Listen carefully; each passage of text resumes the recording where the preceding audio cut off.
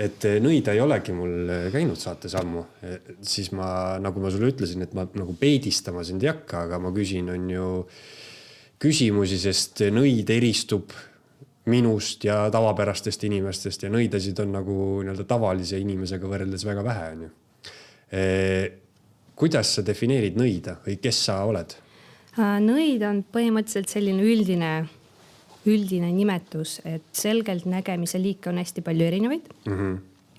Alustades selgelt nägemisest nagu silmakanali, läbi silmakanali sa näed mingeid asju, on ju, siis on selgelt tundmine, selgelt teadmine, selgelt kuulmine, selgelt haistmine, mingid kanaldamised on ju, läbi erinevate instrumentide. Siis nõiaks võib küll nimetada niimoodi üldiselt, et see on okei.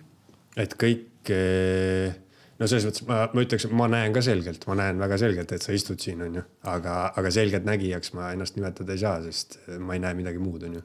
Ja, et enamus selgelt nägijaid tegelikult, no mingi 90%, mingi 90–95% on tegelikult selgelt tundjad. Et nad tunnetavad läbi oma keha mingeid energiaid, mingeid emotsioone, näiteks võtavad ühendust sinuga, on ju, ja siis läbi oma keha nagu filtreerivad, et mis toimub. Aga selgelt nägijaid, kes näeb läbi silmade mingeid olevusi näiteks või kummitusi või surnuid inimesi, on ju. Või olevusi, deemoneid, mingeid ingleid, on ju. Et neid on tegelikult vähemuses.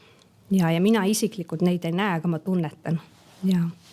Aga Anastasia, kuidas sul üldse tekkis siuke teema? Kuidas sa hakkasid siis selgelt nägema või mõtlema, et ma tunnen nagu midagi sellist, mida võib-olla tavaline inimene ei tunne? Tegelikult see algas juba lapsepõlvest. Et tagant järele, kui ma hakkasin mõtlema, et millal mul see siis tegelikult tekkis, siis mul tuli meelde, kuidas 7-aastaselt me käisime emaga turul ja siis seal oli siuke maagiaraamat, siuke paks loitse täis nagu piibel. Ja siis minu esimene mõte, ma olin mingi alles lugema õppinud, siis mul oli nagu silmad särama ja ma tahan seda, on ju. Ma tahan seda ja siis ma lappasin seda ja. Eesti esu.